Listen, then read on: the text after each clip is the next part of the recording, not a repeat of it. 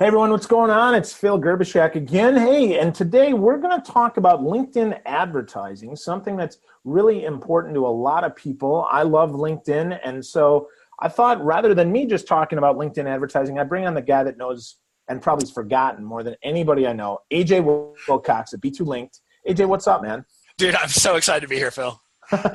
Yeah, I'm excited to have you here, buddy. So you're the guy for LinkedIn advertising. So first, one of the cool things that's changed is the whole retargeting so that it's more Facebook-like. So what is actually going on here, AJ?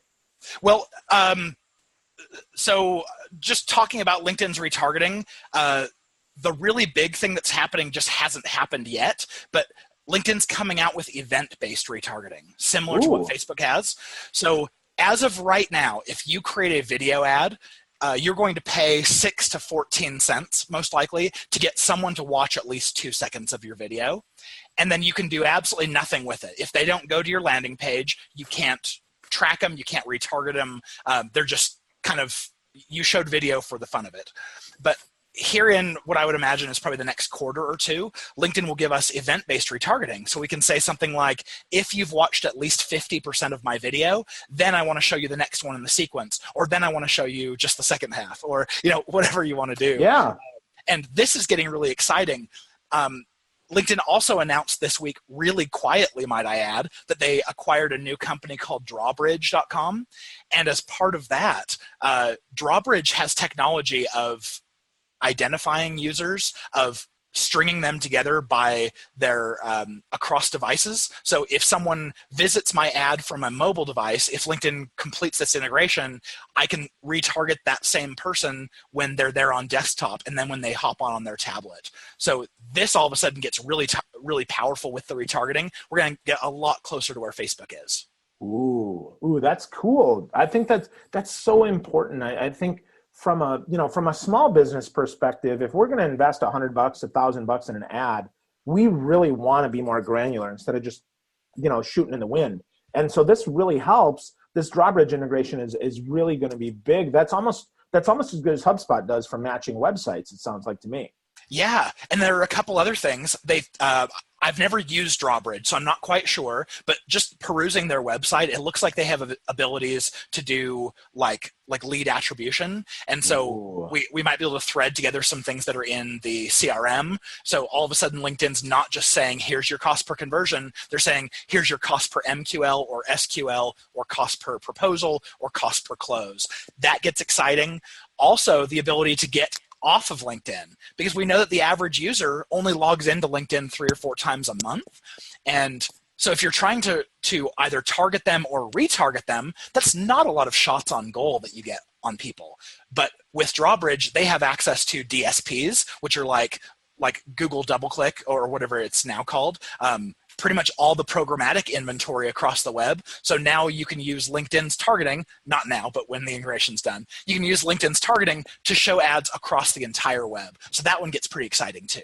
Wow. Well, and one of the things I think a lot of people forget is that LinkedIn is owned by Microsoft, and Microsoft owns Bing.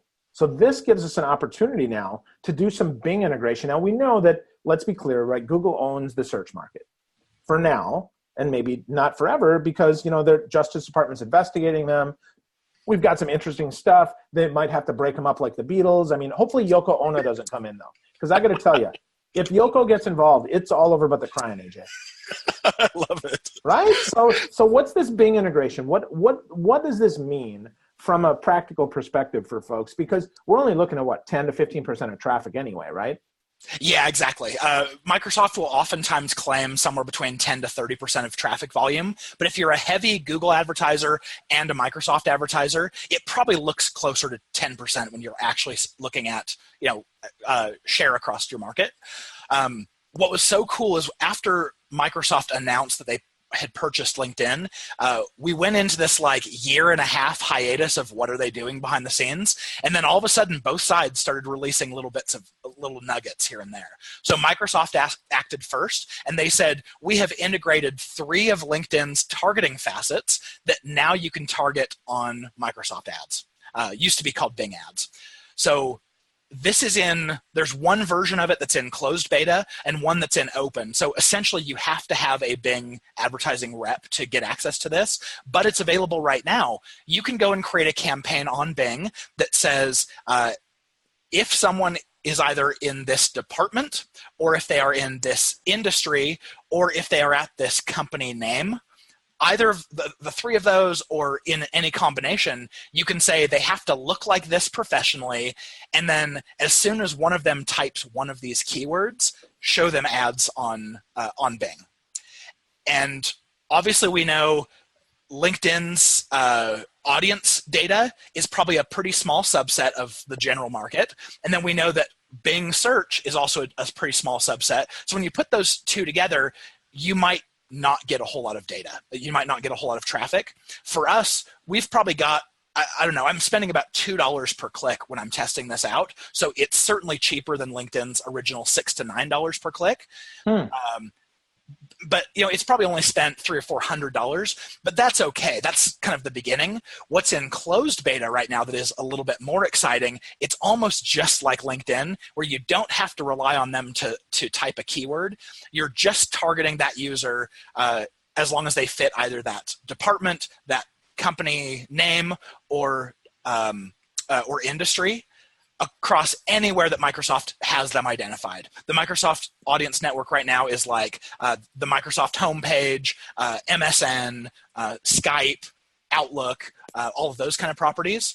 And then we also know that Microsoft just announced a partnership with the Oath Network, which includes Huffington Post, Verizon, AOL, a whole bunch of other sites. So we don't know if our ads are going to be able to be pushed there yet, but I'm getting really excited because that's what we want is more inventory. Yeah, wow, that's really interesting. I would also say it's going to be interesting as we see Microsoft takes their identity management through Office 365 and takes that up into LinkedIn, because that's the one thing, that's the thing that's missing, right? Because that will then flip the game from being 10 to 15% to now, 70% of organizations have Microsoft Exchange or something like that? Yeah, that's true. That's a big deal. And I'm sure that was one of the biggest impetuses for Microsoft buying LinkedIn, because from LinkedIn's perspective, I was like, wait, why did you want Microsoft to buy you? And then after I heard Microsoft's announcement, basically sharing what you just shared, it was like, oh, yeah, okay, that makes sense. Yeah. Well, so that's the thing. Not only that, but if we think about, again, LinkedIn's revenue, remember, folks, comes from recruiting. The 60%. reason that 60% of revenue comes from recruiting. So we think about that. The goal is to get more executives on the platform, because if you think about a recruiter, they get paid 20 to 30% of the base pay for an executive if they headhunt them and they place them somewhere. So 30% of $1 million, obviously more than 30% of $10, which is what I get paid a year. So, so that's important. It's important we say that, right? That $3 is not enough to really run a LinkedIn ad. But AJ, let's talk about LinkedIn ads, right? Because the thing is, there's a lot of misconceptions out there. There's a lot of bad information about LinkedIn ads, like they're super expensive, or that you should only do it if you're advertising a Lamborghini or something that expensive, or stuff like that. So tell us the truth, AJ. What are some of the types and costs of LinkedIn ads that you're seeing in general? Yeah, so I think you have a really good point. LinkedIn ads are more expensive than other networks. On average, we're paying $6 to $9 a click on LinkedIn, where you might be paying $1 to $2 per click on Facebook for something with near equivalency. So immediately that scares advertisers away, because they look at it and let's say they're advertising on Facebook and on LinkedIn, and they're getting an $8 cost per conversion on Facebook and then a $35 on LinkedIn. They go, oop, LinkedIn's 3, 4, 5 times more expensive. Let's jump off of here. But if you keep tracking these leads through your CRM, through the rest of the funnel, what you'll notice is that LinkedIn's leads are of much higher quality. And what I attribute that to is two things. Number one, Facebook's targeting around B2B is really fuzzy. It's either, you're targeting interest, you're targeting lookalikes, you're not being specific about who you want to target because Facebook won't let you. They just don't have that data. So you're going to get one person that looks really good and then a group of 5 other people that are kind of close, not quite the right market. Then you also have, when someone's on Facebook, they're in the wrong mindset. You don't know what they're doing, whether they're on their way to play Farmville or on their way to look at pictures of grandkids, or, maybe they are there for work, but you don't know. On LinkedIn, we have super tight control over who someone is, so we can make sure that they are the exact right fit, and we know that they're there for a business purpose. Yeah, I think it's really important that we say that, because though it is more expensive, we now can pick the exact right person. And that's a big deal, because frankly, people put as their job title on LinkedIn, Master of the Universe, or, maybe if they're a Metallica fan, Master of Puppets, whatever it is, right? And that's not helpful, because I'm not targeting that. And even if I could, I probably wouldn't, because I don't believe it. So LinkedIn now gives us a much tighter control on that. But let's talk about one of my favorite LinkedIn ads, and that is the sponsored in-mail. That is the least expensive and I think the most effective ad on LinkedIn for the small to mid-sized business, because we can target a position or a function in the organization. What are you seeing with those, AJ? Yeah, so I'm really glad you bring this one up, because sponsored in-mail is the hardest ad format to get right by far. The reason why is because this really does come across like an email. And so if you can imagine, as the recipient of this email, there are certain kinds of email that you get excited about and you say, this is a great opportunity. And then there are certain emails that you get that you go, spam, and you throw it in the box. And so the real crux of using this ad format effectively is make sure that whatever the offer is that you're giving feels like a personal invitation. Because if it just feels like spam email, it'll get ignored. And having your sponsored email get ignored is the worst thing that could happen, because you didn't pay only when someone clicked on it like the other ad formats that LinkedIn has. You paid to send it to them in the first place. So you need them to take action at a high rate to keep your costs down. Yeah, that's interesting. So we ran an ad last week for one of my clients. We put up $125. We got 150,000 impressions though, for $100 and a quarter. Okay, let me do the math here on this one real fast, because I know. 10 cents.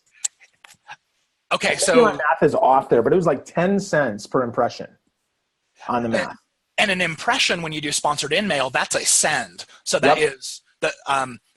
I thought the floor was somewhere around 25 cents or 35 cents, somewhere in there. Like that was the lowest. Yeah, we set it at 20, but we got more. Ah, that's cool. Okay, I like it. Yeah. Which is almost never happening. And that math might be wrong. So it might be, I might have one decimal off there, but nonetheless, it was about 10 cents an impression, which says to me, right? So again, for a first send, I was really happy with that. Now the challenge with that is now we know that we have the right audience. Now we just got to tune up the message. So talk to us about, sponsored in-mail, even regular in-mail, right? Some of the keys to that, AJ, that you've seen make those successful. Yeah, so usually with your ads, you're asking someone to click on an ad, and then you send them to your landing page. And so from the first, you have a click-through. So the first two layers of that funnel, you have a click-through rate to tell you how interesting your ads are. And then from the landing page to conversion, you have a conversion rate to tell you how good of an offer it was. And so those are your two steps. With sponsored in-mail or any kind of in-mail, they're adding a third step. So what you have is someone has to open it first, then you're asking them to click on it, and then you're asking them to convert. So just realize that you have an extra step in this funnel, and the piece that you have to watch for that first step is the open rate. So on LinkedIn with sponsored in-mail, you're going to pay per person that you send it to. So it'll be, in your case, 10 cents per person you send it to. Maybe most are probably averaging 35 to 55 cents. So you're going to pay that much to send it, and then 50% of people will open it. And that's just average. You can get that average up by making the subject line sound really juicy. So if you're not getting an above a 50% open rate, check your subject line. Make sure it draws you in and is punchy. Then what you have is the copy of the message itself. If it has lower than a 3% conversion rate, a 3% click-through rate, it probably needs to be improved. So play with that copy. See if you can get it 4%, 7%, anywhere higher. And then you've got something that will get people to that landing page. Then you've got your conversion rate. Yeah, so headline first, get it opened. Second, copy. And then that strong call to action that is compelling to get a click. Exactly. 3 pieces there. Good stuff. Good stuff. So AJ, we're getting, we both got other stuff to do today. So give me one more LinkedIn ad format and tip that we can use today to advertise our business? Well, ad format. Okay, let's start with ad format, and then I'll go to tip, because there's some cool new targeting that came out that everyone should know about. The ad format that I think everyone should start with is called sponsored content, and it's the one that shows up right in the news feed, and it's the most versatile of all the ad formats. This can come as just a single like a large image. It can come as a carousel ad, if you've seen those on Facebook, similar, and then video ad. So and you can also attach a lead generation form to them, so you can skip the landing page entirely and have someone convert right within LinkedIn. So I love this ad format. It's not the most expensive. It's not the least expensive. It's not the most engagement or the least engagement. It's kind of right in the middle. It's a nice sweet spot. Can you do video with that, AJ? You can, absolutely. Yeah. Like we mentioned kind of here at the beginning, until we have event-based retargeting, I don't recommend video ads just because they're kind of a waste and they're a little bit expensive. But certainly in the future, when we have that, I will recommend video all day long. Awesome. Okay. Awesome. So do you mind if I launch into the new targeting? Okay, so LinkedIn came out with interest targeting, and this kind of plays into what we were talking about a little bit with the Microsoft acquisition, because while Bing is trying to figure out how do we use LinkedIn's data for targeting, LinkedIn said, hey, how can we use Bing's search data to understand what people are interested in and what they're looking for to give them more of that intent charged kind of audience. So LinkedIn is using their own data to understand what people are interested in by things like what are they liking and commenting on and what are they sharing in the feed. But then they're also borrowing from Bing's data set and saying, hey, if you've been searching for CRM software, we're going to call you an interested party in CRM right now. So that's pretty cool. And then they came out with something that's kind of adjacent to that type of targeting as well, and they call it audience templates. It's not a great name, but it's essentially these common buckets that some of their other advertisers have looked for. And LinkedIn goes, oh, yeah, we can identify who those users are. Let's create a bucket for you. So it's something like, if you want to target people who have a bachelor's degree but don't yet have a master's or higher, there's a bucket for that. You can say, I just want people with bachelor's degrees. If you want to target people who are just event planners or just, let's see, here's another example here, just nurses. All of these kind of common buckets. So be aware that's here, and they're going to keep coming out with new ones of them, both with interests and audience templates. Just go check them out. Go look and see what's available, because it's kind of like a yard sale. You pop in there, take a look around, and there's not a whole lot of organization. You just kind of look to see what LinkedIn has for you that might be applicable. Cool. So I'm looking for some Z Cavaricci jeans and a 40-30. Have you seen any of those on sale yet, AJ? None of those, but they do have a Game Boy from 1990.